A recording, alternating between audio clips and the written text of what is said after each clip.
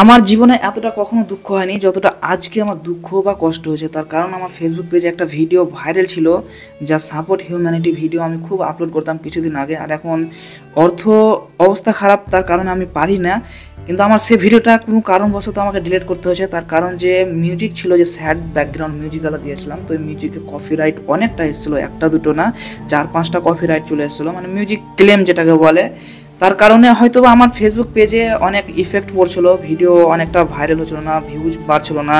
আর এই ভিডিওটা তোমরা দেখতে পাচ্ছ 1,14,000, মানে আমি এতটা খুশি যে আমার এই ছোট্ট একটা পেজে 3,000 ফলোয়ার্সে এতটা ভিউজ, এতটা ভাইরাল।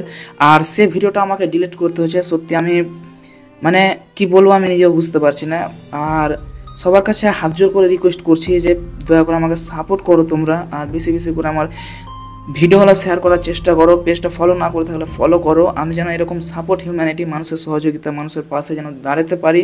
এরকম ভিডিও আপলোড করে যেন আমি যা আর্নিং করবো, সে পয়সা দিয়ে যেন মানুষের সহযোগিতা করতে পারি। আর এই ভিডিওটা যে আমাকে ডিলিট করতে হলো, আমি কী দিয়ে বুঝাবো আর কী দিয়ে বলবো যে আমার মনে কতটা দুঃখ হচ্ছে বা কষ্ট হচ্ছে।